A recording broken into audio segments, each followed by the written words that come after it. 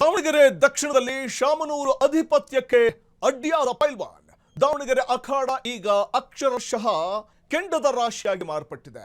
ಶಾಮನೂರು ಶಿವಶಂಕರಪ್ಪ ಮೊಮ್ಮಗನಿಗೆ ಪೈಲ್ವಾನ್ ಡಿಚ್ಚಿ ಕೊಡ್ಲಿಕ್ಕೆ ಮುಂದಾಗಿದ್ದಾರೆ. ಇದು ಶಾಮನೂರು ಅಧಿಪತ್ಯಕ್ಕೆ ಪೈಲ್ವಾನ್ ಅಡ್ಡಿ ಆಗ್ತಾ ಇದ್ದಾರೆ. ಎಲ್ಲವೂ ಸುಸೂತ್ರವಾಗಿ ನಡೀತಾ ಇದೆ ಅನ್ನುವಾಗ್ಲೇನೆ ಶಾಮನೂರು ಶಿವಶಂಕರಪ್ಪ ಮೊಮ್ಮಗನಿಗೆ ಪೈಲ್ವಾನ್ ಡಿಚ್ಚಿ ಕೊಟ್ಟಿದ್ದು ಕೈ ಟಿಕೆಟ್ ವಂಚಿತ ಸಾದಿಕ್ ಪೈಲ್ವಾನ್ ಸೆಡ್ಡು ಹೊಡೆದಿದ್ದಾರೆ.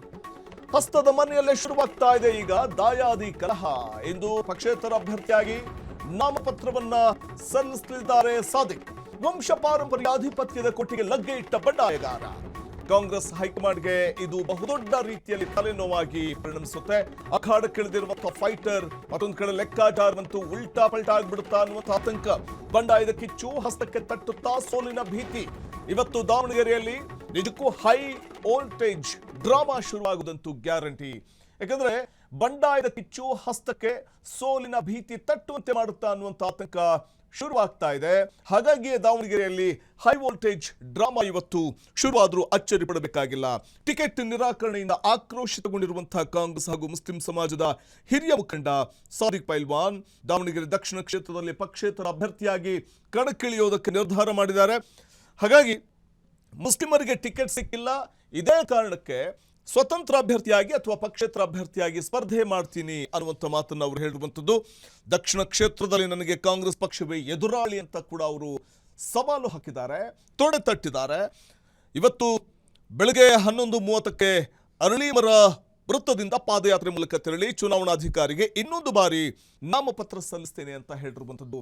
ಹಾಗಾಗಿ ಕುತೂಹಲಕ್ಕೆ ಮಾಡಿಕೊಡ್ತಾ ಇದೆ. ಪೈಲ್ವಾನ್ ಒಂದ್ ಕಡೆ ಶಾಮನೂರು ಶಿವಶಂಕರಪ್ಪನವರ ಮೊಮ್ಮಗನಿಗೆ ಬಹುದೊಡ್ಡ ರೀತಿಯಲ್ಲಿ ಅಡ್ಡಗಾಲ ಹಾಕಬಹುದು ಗೆಲುವಿಗೆ. ಹಾಗಾಗಿ ಇಲ್ಲಿ ಮುಸ್ಲಿಂ ಮತಗಳು ಕಾಂಗ್ರೆಸ್ನ ಸಾಂಪ್ರದಾಯಿಕ ಮತಗಳಿಗೂ ಇವೆಲ್ಲವೂ ಕೂಡ ಸ್ಪ್ಲಿಟ್ ಆಯಿತು ಅಂತಂದ್ರೆ, ಈಗ ಸಾದಿಕ್ ಪೈಲ್ವಾನ್ ಕಣಕ್ಕಿಳಿತಾ ಇರೋದ್ರಿಂದ ಈ ಮತಗಳು ನಿರ್ಣಾಯಕವಾಗಿರುವಂಥ ಮುಸ್ಲಿಂ ಮತಗಳು ಸ್ಪ್ಲಿಟ್ ಆಯಿತು ಅಂತಂದ್ರೆ ಖಂಡಿತವಾಗ್ಲೂ ಕಾಂಗ್ರೆಸ್ಗೆ ಬಹುದೊಡ್ಡ ಹೊಡೆತ ಕೊಡುವಂಥ ಸಾಧ್ಯತೆ ಇದೆ. ಹೇಳಿ ಕೇಳಿ ದಾವಣಗೆರೆ ದಕ್ಷಿಣ ಮತಕ್ಷೇತ್ರದಲ್ಲಿ ಸುಮಾರು 70,000-75,000 ಸಾವಿರದಷ್ಟು ಮುಸ್ಲಿಂ ಮತದಾರರೇ ಇದ್ದಾರೆ. ಆ ಮತಗಳೇ ನಿರ್ಣಾಯಕ. ಹಾಗಾಗಿ ಅಲ್ಲೇನಾದರೂ ಮುಸ್ಲಿಂ ಮತಗಳು ವಿಭಜನೆಗೊಂಡಿದ್ದೆ ಆದರೆ ಖಂಡಿತವಾಗಲೂ ಕಾಂಗ್ರೆಸ್ಗೆ ಬಹುದೊಡ್ಡ ಪೆಟ್ಟನ್ನು ನೀಡುವಂಥ ಸಾಧ್ಯತೆ ಇದೆ.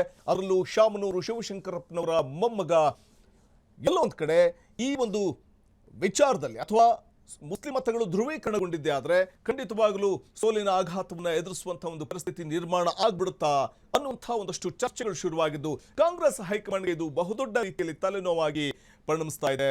ಪೈಲ್ವಾನ್ ಸ್ವತಂತ್ರ ಅಭ್ಯರ್ಥಿಯಾಗಿ ಕಣಕ್ಕಿಳಿಯುವುದಕ್ಕೆ ಮುಂದಾಗಿರುವುದರಿಂದಾಗಿ ಶಾಮನೂರು ಅಧಿಪತ್ಯಕ್ಕೆ ಬಹುದೊಡ್ಡ ರೀತಿ ಅಡ್ಡಿಯಾಗುವಂಥ ಸಾಧ್ಯತೆ ಇದೆ.